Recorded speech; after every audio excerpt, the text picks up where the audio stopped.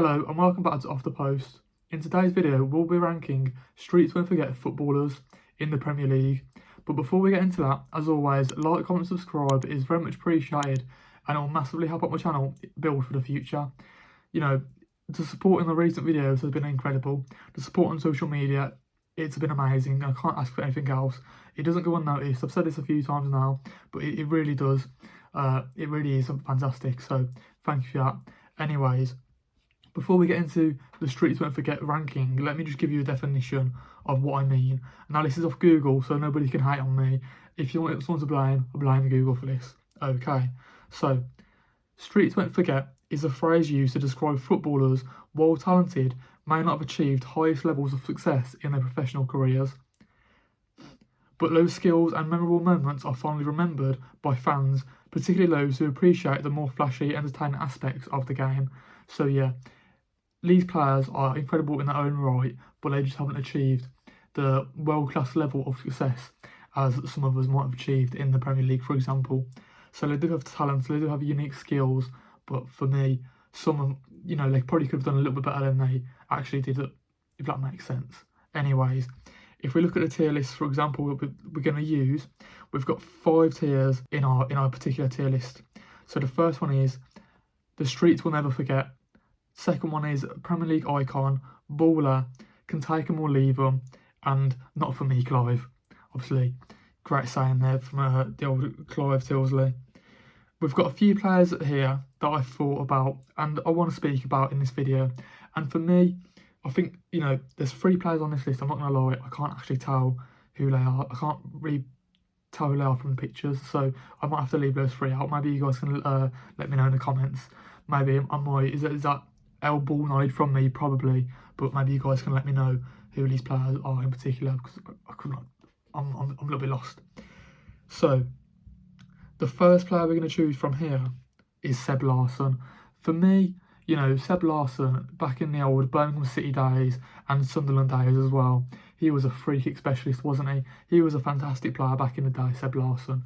But I don't know, was he just a free kick merchant? Was he the, James Ward-Prowse before James Ward-Prowse?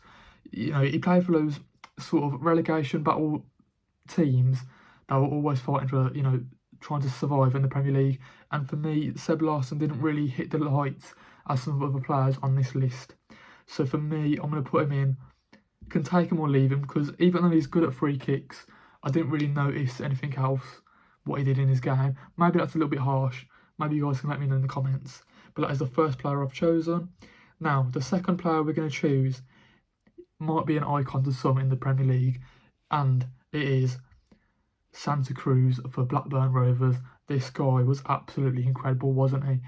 He could score some good goals, and don't get me wrong as well, he was probably, I don't know who you compare him to these days in the Premier League. He probably got like 10 to 15 goals in the Premier League at some stage, but did he achieve the heights he did with Blackburn Rovers? Like, Blackburn Rovers was a great team, but I feel like there's another player on this list you might be able to see further on this video who's probably, I'd probably rank a little bit higher than this guy. So I'm gonna put him as a baller, Santa Cruz. He was a good player, but I feel like there's other players on this list that are a little bit higher for me. Like this guy here called Yakubu for Everton. This guy was incredible. He had the strength, he had the, good finishing for days. He had some decent pace on him as well. This guy had it all. And when you think about Yakubu in the Premier League, you got to think about like a good Everton side, and it was brilliant for a time. I'm gonna put him as a baller as well. I wouldn't go as far as Premier League icon, but for me, again, he was a decent player. Now, when we discuss one Premier League icon, it might have to be the man himself, Daniel Sturridge. Okay, for me, what this guy did at Liverpool, obviously he came through to the ranks at Man City, Chelsea before that, but his time at Liverpool, that great front three of Sturridge, Suarez, and Sterling was incredible. That was such a good team, and he was so unlucky to not win a Premier League with Liverpool, wasn't he? It was so unlucky that Steven Gerrard slipped on one of the final games of the season. But let's just read out some stats for Daniel Sturridge. Eh? He's got 218 games in the Premier League. He's got 77 goals and 20 assists. Okay, yes, he didn't make the 100 club, but some of those goals, his signature celebration as well, that he was probably known for. He was there for the vibes, wasn't he, Daniel Sturridge? And he was a very good player. I feel like he does probably get a little bit disrespected in terms of English strikers. Now, don't get me wrong, he probably wasn't up there with the best, but I feel like there was a time where he's probably top 3 with the likes of Harry Kane and Wayne Rooney and all those type of players as well. Yeah, for me, he was a Premier League icon, and you can't discourage what he was best known for. Now, the next player we're moving on to is Flair at Southampton. Now, for me, he was all right. Don't get me wrong, he was okay. He was quite average. He scored a few goals here and there, but I wouldn't put him anywhere near to being a streets won't forget footballer. I feel like most people would agree with me. He probably did all right for Southampton back in the day. He was very, very tall. That's all I pretty much remember about Pelé. So for me, he's going in not for me, Clive. I don't know if that's unfair or not, but it's just my opinion. Okay. Next player we're moving on to is this guy from Tottenham. Is it Granovich? Now, for me, I know about this guy because of him. Harry Redknapp signed him for Portsmouth, and then when he joined Tottenham, he signed him straight away. I think that was his first signing for Tottenham, wasn't it? And I'm gonna put him in a baller because I don't think he was. I think he was a good Premier League player. I don't know if he reached the heights as he probably could have, because he probably could have won a few more trophies back in the day. But I don't know. I didn't really watch Tottenham back then, so I'm not really too sure. Was a good player though. He did score some decent goals for that Tottenham side. I just feel like there's probably one Tottenham midfielder on this list that he, might go a little bit higher for me. So I feel like we've got to get our first streets won't forget footballer in here, don't we? We need to get our first one, and for me, that is Dimitri Payet. Okay, what he did for West Ham, joining them in their first season, he was absolutely incredible. He had skills for days. He had free kicks. He had finishing. What he did for West Ham was amazing. That one season where he joined West Ham, I couldn't believe it. I don't think I've seen anything like it, to be honest with you. The impact he had on that West Ham side was anything I've seen before. I've already said that a few times already. I feel like I'm repeating myself, but Dimitri Payet was him, wasn't he? Okay, when you think about him as a, like number 10, he was probably one of the last number 10s in the Premier League we've seen for a while, other than like Bruno Fernandes and Kevin De Bruyne. He was probably like one of the last number 10s that we've seen in the league, and he was incredible. He absolutely destroyed Manchester United. I'm pretty sure there was a free kick against Manchester United. He was absolutely amazing, but his sort of downfall, leaving the league after like 1 or 2 seasons, going back to Lyon, I feel like there was that little rumour about him being homesick, so it was a bit unfortunate about him, not staying in the Premier League for longer, because he was linked with like Manchester United, those big 6 sides at one point, and I feel like he could have done good for one of those teams, but it was just unfortunate he didn't stay in the Premier League for longer. But for me, what he did in that 1 or 2 seasons will always go down as one of the best in the league. Now, I think we should move on to our next player. He's a goalkeeper called Jääskeläinen for Bolton Wanderers. Now, back in the day, he was half decent, don't get me wrong. He played for Bolton Wanderers, West Ham, and there was another team in there. I can't remember who. There was a third team in there, but I can't remember. I think it was Wigan as well, yeah. So he's been around those sort of, again, probably relegation fighting teams, and he was decent, don't get me wrong, he was good. He did I think he's got a younger son in the game, I'm pretty sure as well. I'm pretty sure, or he's coming through at the moment. But for me, I'll probably put him in, take him or leave him. He did all right. He was an average keeper in the league, wasn't he? Okay, let's move on to this guy, Yona Analyse. This guy was a fantastic left back, a free kick specialist. Again, there's been a few free kick specialists on this list, but when we talk about free kicks, he probably had one of the best in the game. Honestly, his long run up that he took for that free kick, you almost knew he was guaranteed to score a goal. The way he could strike a ball was incredible. He had so much power behind it, and the goalkeeper couldn't do anything about it. This guy was amazing for Liverpool. Now, he probably wasn't the most consistent as a left back. You know, there was times where he did get caught out here and there, but he had the strength to outmuscle those attackers. So for me, he might go as down as a Premier League icon. That might be a strong statement. I'm not too sure, but we'll have to wait and see. Now, do we go for another striker on the list, or do we go for some more wingers? Let me go down for some strikers. I've got a few strikers on this list. Okay, I'm going to go with Charlie Austin, because let me just read out you some stats about Charlie Austin's time in the Premier League. So, he's got 111 games in the Premier League, 34 goals and 9 assists. For me, he was fantastic in that QPR team, but they were just unlucky in the way they got relegated. Obviously, there was a great story with the game against Man City in that 2012 season, so it's a bit unlucky there. But, you know, he was a very good player in the Premier League. That time where he sort of scored there was like one or two seasons where he scored bags of goals, honestly.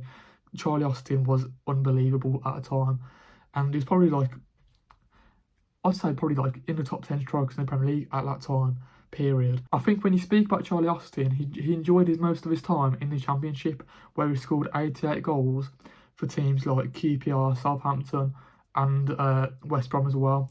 It's a little bit unfortunate where his career sort of, I think he's like in the National League now, I'm pretty sure. So for like Swindon Town or something like that, or he's in like League 2 or something. So, you know, he hasn't sort of hit the heights as he could have done, but nevertheless was a fantastic player on his day back in those like 2012 times. So for me, that's why I'm going to put him. It's a hard one for Charlie Austin, because even though he is a good player, I'm just looking at the other players on this list and I feel like I can take him or leave him, because he did have a lot of good attributes, but compared to some of the other players on this list, again, I know I've said that a few times, I don't know, I feel like I choose other strikers on this list for me. So yeah, next player on the list, I'm going to choose Morgan Gibbs Pedersen. I don't know if I said his name correctly enough, so I do apologise if I've got that wrong, but let me just tell you something about this guy, right? On August 2004, an unknown Norwegian winger signed for Blackburn Rovers, and he was to leave a lasting impression on the Premier League. He did some incredible things for that Blackburn Rovers side, honestly. You know, he signed as a winger, they changed him into more of a number 8 central midfielder type player, and let me read out some stats. He got 259 games in the Premier League, scored 34 goals and got 40 assists. Now that is pretty good from anybody's standards. He got 8 seasons in the Premier League for Blackburn Rovers, and he was incredible. Even got them to a Europa League, I'm pretty sure. Hopefully I'm right in saying that, but Morgan Gibbs Pedersen was absolutely incredible for what he did at Blackburn Rovers, obviously. So for me, when you speak about the streets won't forget footballers, one name you won't forget is Morgan Gibbs Pedersen, and that's why he's going right up there for me. Now, let's move on to another player. I feel like I'm taking my time on this one, but might be a longer video than usual, I'm not too sure, hopefully not. For me, I feel like we've got to speak about Gabby Bonlahor, okay? This guy was one of my favourite players for Aston Villa back in the day. He's, at the moment, still their current top goal scorer on 75 goals. He's also got 39 assists in his whole Aston Villa career. So for me, when you speak about Gabby Bonlahor, he's a one-man club legend, isn't he? He spent most of his career on the left wing, and when you think about him being the top goal scorer, that probably makes it a little bit more better for me personally, because, you know, he sort of transitioned as a striker to the back end of his career. But for me as well, you know, his best spell was under Martin O'Neill. That Martin O'Neill side with the likes of James Milner, Ashley Young, John Carew, Gareth Barry, all these types of players was incredible. They was challenging for top 4, but, you know, just failed to reach the heights of, you know, Champions League football, the pinnacle of football. But, you know, for me, you know, it started to go downhill once Aston Villa got relegated into the Championship, because Gabby Bonlahor didn't really do anything there. I think he only pretty much scored 2 goals in about, I'm going to say 2-3 seasons. You know, he was very out of favour for the managers under the Championship side. So his career at Aston Villa sort of peeled out, and he just failed to reach the heights of his early days for Aston Villa. He was a fantastic striker on his day. So for me, I'm going to put him, I feel like it's a hard one for me. I feel like Aston Villa fans would put him as a Premier League icon because I think he is up there with one of Aston Villa's best strikers. But I think overall, he probably would be a baller category. So I think he's a baller. The next player we're moving on to is JJ Okocha. Now, when you speak about this guy, what he did for that Bolton Wanderers side was incredible. You know, he had skills for days. He was the Premier League Ronaldinho at one point, wasn't he? JJ Okocha. You know, he got Bolton to Europa League as well, so that was incredible. They had a great team in their own right as well. So, you know, some of the skills he had were incredible. Nobody could replicate some of the skill moves he could do. He was unique in his own right. And for me, JJ Okocha is another name that streets won't forget. Okay, we're moving over. We've got a few more picks left out here. Hopefully the video isn't too long at the moment. I'm not too sure. Hopefully it isn't. But let's move over to our first striker duo in this episode. So we've got Demba Ba and Papier Cisse for Newcastle. These two for Newcastle back in the day were absolutely incredible. They were like the Dwight York and Andy Cole of the modern era, that some might say. Honestly, they could link up for days, they could score goals. And I remember that one goal Papier Cisse scored against Chelsea, against Petr Cech. And for that goal alone, right, they might be Premier League icons. They did score a lot of goals. When I say a lot of goals, I'd probably say, like, I'm pretty sure he scored like 15 to 18 goals, possibly. I'm not too sure, but either way, the stats will be down below, and they were fantastic. So Premier League icons for me. Now here's one that's a little bit controversial for you guys. Tim Cahill. For me, he did do some good stuff for Everton, but I don't really remember watching him like that. So he was a good midfielder, don't get me wrong, but for me, could he have done a little bit better? Could he have moved on to a different team? Did he stay at Everton for a little bit too long? Potentially so. And he's going in for not for me, Clive. You know, it's just my opinions. Hopefully the Everton fans won't hate me too much, but let me know in the comments. Now, let's move over to another player here. I'm going to go to Yannick Bolasie. Again, he's another skillful player, isn't he? He created his own skill move called the Bolasie flick. And he was a very good player. You know, obviously, I think he signed for them in the Championship, signed for Crystal Palace in the Championship, did some good stuff, got them promoted. And, you know, he was very good for Crystal Palace before Wilfried Zaha signed. And he did have a good partnership with Wilfried Zaha. But I don't know. I feel like his whole game was built around, you know, beating the defenders. Coming up against the defender one-on-one and beating them and sort of crossing into the box. But he didn't really have that much end product. So for me, I'm going to say take him or leave him. Even though he was a good Premier League player on his day, I feel like the end product probably wasn't there. And when you think about him fitting into the modern era, a lot of people now put so much emphasis on end products. And if you don't if you're not creating enough chances, if you're not getting those goals and assists, what are you there for? I'm not too sure. Okay, a few more players left here. I'm going to go with another striker. We're going to talk about Michu. Okay, what he did at Swansea City when he signed for them in their first season back in the Premier League was absolutely incredible. Let me talk through you some stats about Michu's time. Okay, here's some incredible stats. Okay, after scoring in his first 3 games, Michu would finish the league campaign with 18 league goals to his name, scoring twice against Manchester United and Arsenal. This guy, again, like Dimitri Payet, sort of came in his first season and tore up the league. He was unbelievable in that first season. But after that first season, you know, he immediately left Swansea and he joined Austrian amateurs UP Ligario. I might have got that wrong, I don't know how to pronounce that name. But then on 19th of August 2016, he returned to his first club, Oviedo, in Spain, on signing a 1-year deal. So, you know, some might say Michu was a one-season wonder for what he did at Swansea City. And, you know, obviously he was coached under Brendan Rodgers and had some great players in their own rights as well. Nathan Dyer, Wayne Routledge, Leon Britton, some decent players. But, you know, he couldn't replicate the heights in that in that second season. And I can't remember if Swansea City did get relegated or not. I'm not too sure. That's probably why he might have left. But even then, after he left Swansea, he just couldn't do this. He couldn't do similar things, could he? And it's really unfortunate to see because he did start off at Napoli. I'm pretty sure back in the day, or he did join Napoli at one stage. So there was a player in there for Mitchie, but for some reason he just couldn't get it going. But for me, Mitchie has to go under the streets won't forget footballers because he was right up there with one of the best. He honestly was. Okay, we've got we've got 4 players left. There's there's 3 players on this list. I couldn't tell you who they are. I did mention at the start of the video, so I do apologise.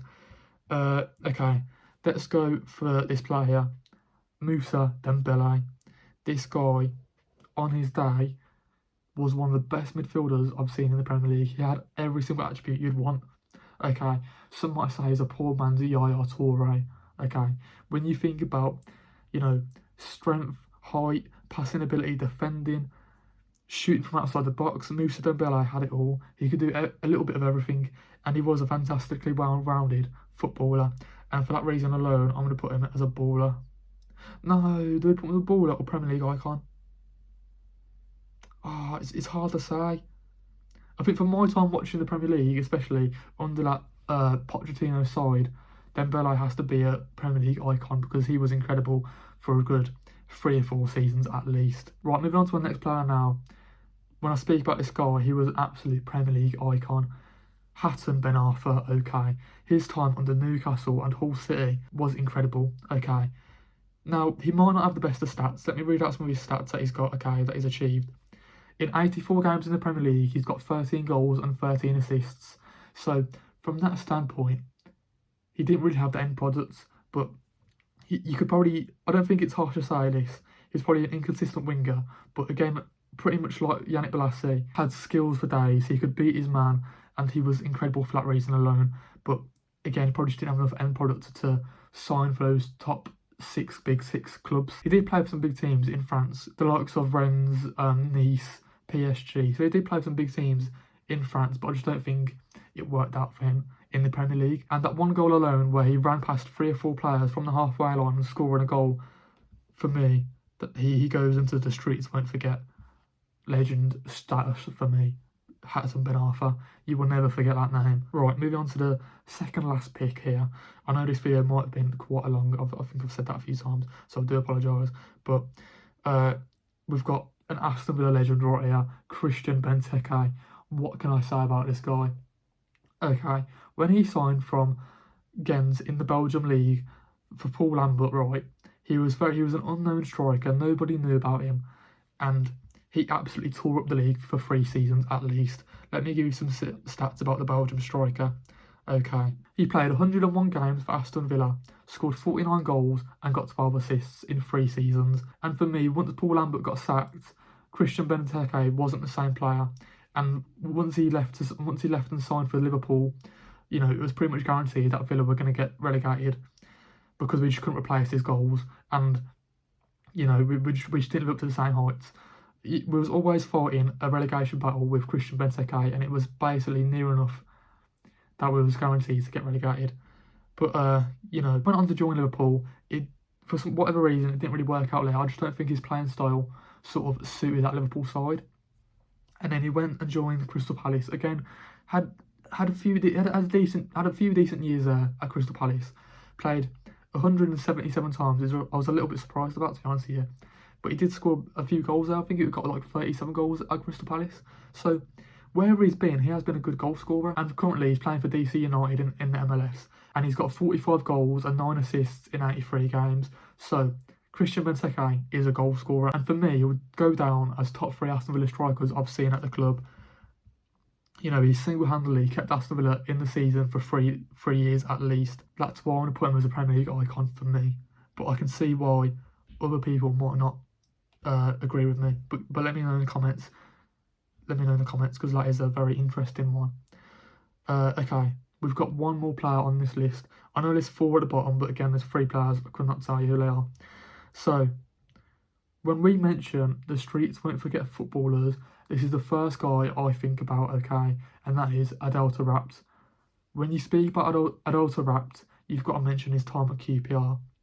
Honestly, he signed for them in the Championship under Neil Warnock, and there was a good story out there where, you know, he was training with the under-21s or something like that, and Neil Warnock didn't even know who he was, but he could tell straight away like he was an absolute baller. And let me read out some stats about Adolta Rapt's career in the Premier League, okay? Obviously, he came through Tottenham, went on loan to Fulham and AC Milan, I'm pretty sure, but he just didn't work out, and he found form at QPR. You know, he had 164 games at QPR, scored 34 goals, and got 41 assists. He had end product to back up the skills, and the skills were the most enjoyable aspect of his game. Honestly, when we speak about, you know, JJ Okocha, when we speak about Hassan Ben Arfa, Yannick Bolasie, he's right up there. And I think he's probably second most skillful player that I've seen in the Premier League behind a JJ Okocha. He was incredible. The way he could take on those defenders and absolutely destroy them week in, week out was amazing to witness. And honestly, it was just a little bit unfortunate. I just don't think he had the right, you know, discipline and temperament to sort of make it and reach the highest levels of the Premier League. You know, he had the ability to sign for one of those top 6 teams, but I just don't think he had the the right discipline to make it and to make it a real success and win the highest trophies in the Premier League. But you know, he did do decent after leaving. He did all right after leaving QPR. Obviously, recently joined Benfica, and he's sort of in a new deep line CDM position where, you know, he sort of sprays balls out wide to the wingers and the strikers and whatnot. So even though he didn't live up to that success straight away, a few years later he sort of done decent with Benfica. So for me, that's why Adolta Rapt is going to be a streets won't forget footballer. Let me just change it. It goes Adolta Rapt, Hassan Ben Arfa, and Michu as my number 3 picks as streets won't forget footballers. They were absolutely incredible in their own rights. And honestly, I don't think you've seen 3 better. I'm not too sure. But anyways, right, so this is what my streets won't forget footballers in the Premier League tier list looks like. Let me know in the comments what your guys' thoughts are. Obviously, I did leave out those 3 players. Let me know who they are, because I generally could not tell you. That is probably elbow knowledge from me. But again, what are your guys' thoughts on their overall picks? Do you think I've done decent there? Do you think Michu is up there with one of the best Premier League one-season wonders in the whole of the Premier League? Do you think Adolta Rapt could have done a little bit more in his career? Hassan Ben Arfa, what can you say about Hassan Ben Arfa as well?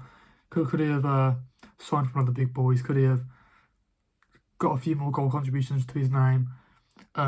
Yeah, obviously let me know what your thoughts were in the comments. As always, like, comment, subscribe, it is very much appreciated, and I'll see you again in the next video. Peace out.